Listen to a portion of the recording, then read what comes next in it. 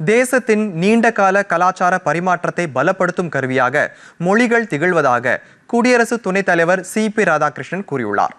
புதுதில்லியில் உள்ள குடியரசு துணைத் தலைவர் மாளிகையில் நடைபெற்ற நிகழ்ச்சியில் அகத்தியர் ஒருமைப்பாட்டின் குரு என்ற நூலை சி.பி. ராதாகிருஷ்ணன் வெளியிட்டார். பின்னர் நிகழ்ச்சியில் பேசிய அவர், பாரதத்தின் கலாச்சார ஒருமைப்பாட்டின் அடையாளமாக அகத்தியர் திகழ்ந்ததாக கூறினார். தேசத்தின் ஒற்றுமை என்பது நவீன கருத்து மட்டுமின்றி தொன்று தொட்டு விளங்கி வரும் நாகரிகத்தின் உண்மை என்றார் அவர்.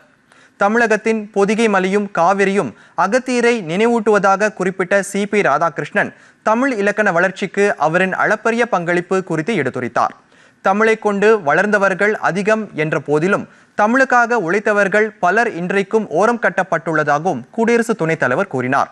தேசியம் என்றாலே தமிழுக்கு எதிரானது என்ற பிம்பம் கட்டமைக்கப்பட்டிருப்பதாக வேதனை தெரிவித்த சி.பி. ராதாகிருஷ்ணன் அதனை தகர்க்க வேண்டிய கடமை அனைவருக்கும் இருப்பதாகவும் பாரதத்தில் எந்த சக்தியாலும் பிரிவினையை ஏற்படுத்த முடியாது என்றும் கூறினார். தேசியம் தமிழகத்திலே வீழ்ந்து விட்டதாக நான் கருதுகிறேன். ஏதோ தேசியம் என்று சொன்னாலே அது தமிழுக்கு எதிரானதை போல ஒரு பிம்பம் தமிழகத்திலே கட்டி அமைக்கப்பட்டிருக்கிறது. அதை தகர்க்க வேண்டிய கடமை நம் ஒவ்வொருவருக்கும் இருப்பதாக நான் உணர்கிறேன்.